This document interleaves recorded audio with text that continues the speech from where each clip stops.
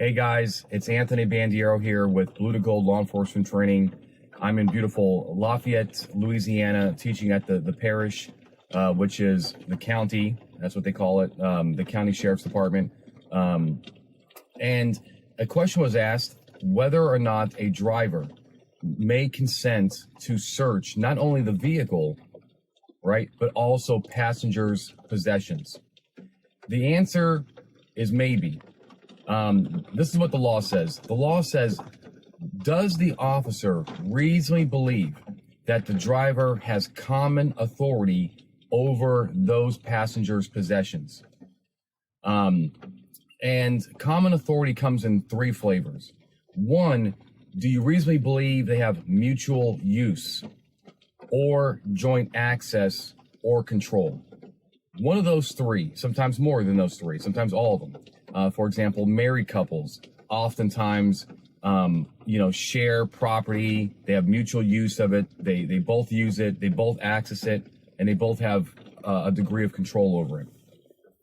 But in a situation of friends, it gets a little more trickier. So let's say you stop a car. There's a female passenger and a driver, male driver. The male driver gives you consent to search. Can the officer search the purse in the passenger side? The answer would be probably not, because with those facts that I gave you, it doesn't seem reasonable to believe that the driver has common authority over that purse. What about the passenger has a backpack in the back seat and there's no name on it, and it's back there, and the driver gives consent, the occupants get out, the passenger gets out, and then the officer searches it and finds, let's say, narcotics that is then charged against the passenger. Whether or not the driver has common authority depends, again, whether it's reasonable to believe that he has some degree of control over the backpack, mutual use, joint access. If the backpack is in the back seat and nobody makes any mention that it's not their backpack, and with those basic facts, it seems reasonable to believe that the backpack belongs to the driver. And so therefore, the driver would have apparent common authority over the backpack, even if later it's proven that was incorrect. That's not what's required under the Fourth Amendment. What's required is reasonableness. So it's not actual authority that we have to prove in most states.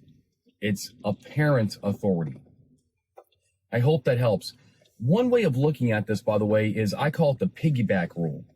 The piggyback rule is simply saying, look, if you're going to base your search off of somebody's consent, each item, each place searched has to be something that you reasonably believe that the person giving you consent could have done the same thing without trespassing on anybody's rights. Does that make sense? So for example, if you go to an apartment and you have two roommates and one roommate's gone, it seems reasonable to believe that the consenting roommate that's in the apartment can give you consent to search the common areas, his room, a shared bathroom, the kitchen, but would not seem reasonable to get consent to search somebody else's room where he does not stay and does not live in.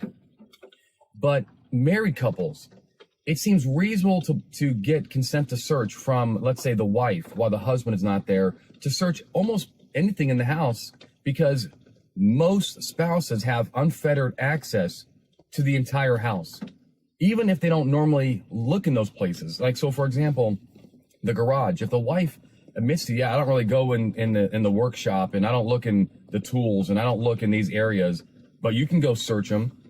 Most likely that consent to search is going to be upheld as valid, because it's reasonable to believe that the officers can piggyback off of the wife's consent. In other words, the wife can do it, she can search it, so why not? She can make you the agent for her to do the same search that she could. I hope this moves the ball forward. I'm trying to bring some clarity to this sometimes confusing area of search and seizure. If you have any questions for me, please visit bluetogold.com and send me an email.